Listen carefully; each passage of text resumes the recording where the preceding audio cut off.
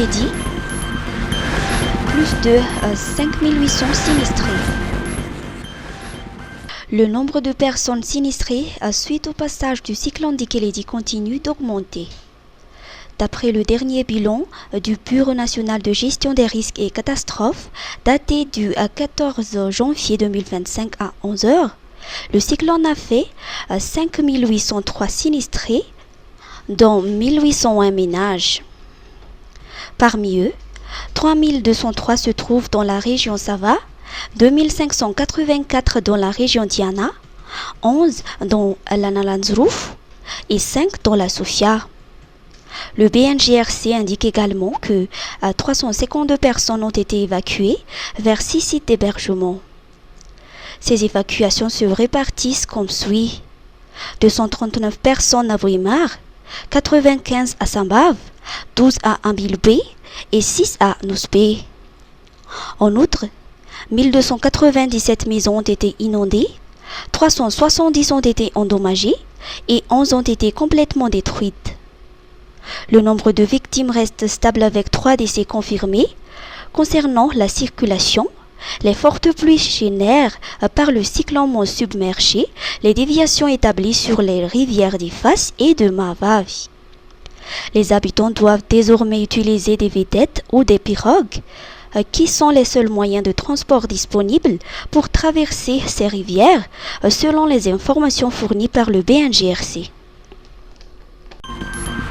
Jirama. Suspension des délestages tournants.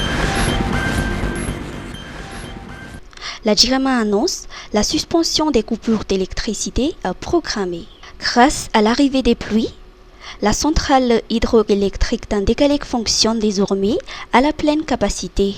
Cependant, des coupures d'électricité peuvent encore se produire en raison de pannes locales ou de déclenchements sur l'un des réseaux de distribution, précise la Jirama. En parallèle, plusieurs quartiers font face à des pénuries d'eau en raison d'une panne de l'électropompe numéro 1 de Manchseza 2. Parmi les zones touchées figurent le centre-ville, notamment Manchsou, Ambuizatouv, Faravouij, Ambatunakang et Ambuitsrouij, ainsi que la Haute-Ville, la zone d'Alassour, la zone sud et la zone est, qui connaissent également des perturbations dans l'approvisionnement en eau. Ao amin'ny fatim-padian'ny aizina sy ny hazavana no misy ny fototry ny faharetan'i Madagasikara. Anatin'ny alina mangina no iona ny fivoarana sy ny filana, ary ny fanabeazana amin'ny roso hatrany no indro mivoatra ny fifandraisana na tsisy azany herinaratra, ary ny fialamboly mahamelombelona ny alina mangitsokitsoka. Ampiasao ny herin'ny masoandro miaraka amin'ny vahaolana avy amin'ny Star Times. Ary sorito ny lalanao makany amin'ny hoavy mamirapiratra.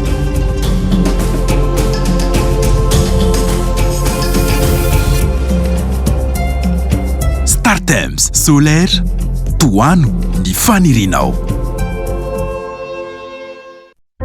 Misofood, toeram-pisakafoanana ahitanao indrindra ireo tsiro-tsakafo sy no isan-karazany, madio, mafilotra, natao andrehetra. Hitanao eo ankavian'ny lapan'ny tanàna eo Analakely ary misokatra isan'andro, vonona hatramin'ny hanome fahafapoanao. Koa tongava ary fa ny Misofood any mora sady matsiro e. Sommet de la COI. Renforcement de la coopération entre la présidence et le MAE.